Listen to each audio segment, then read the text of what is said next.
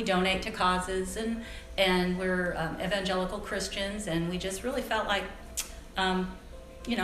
what's next? And I'd always had on my heart about kids who age out of foster care, and then they don't, where do they go for Christmas? Where do they go for Easter? Where do they go? Who do they go on summer vacation with? I looked around, and there really wasn't a program to take kids who were aging out of, at least I couldn't find one.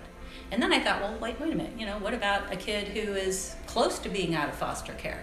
Maybe we figured that was our strong suit, was, no, we didn't want to raise a child, we want to raise an adult.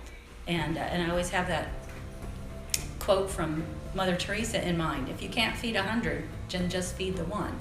And I thought, well, maybe we could help one. Brandon came on the list the week that we got on, that we basically that week that we were approved. So it was just this amazing confluence of things that happened that led us to him. So before that, I've been in multiple foster homes, starting at age 3, and it was rough. Yeah, totally. So about a year ago, they put me on the list, and to be honest, my thing is, well, no one's gonna really want me, so they put me on the list, and then a week later, someone wanted me, and that was them.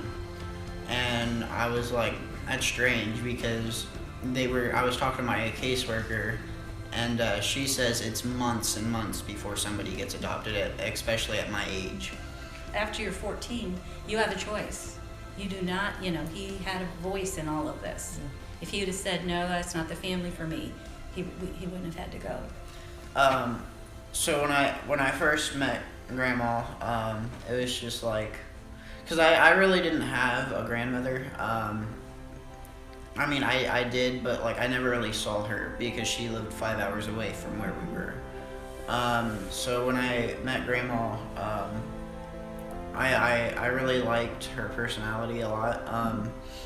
And donuts, of course. Yeah. Share a love of she always has donuts.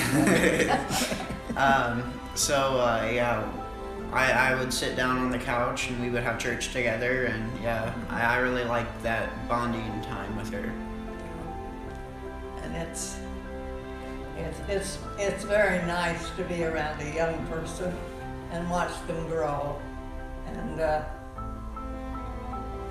I'm hoping to get him aside, and we're going to make he doesn't know it yet, but we're going to make a little book of grammar together.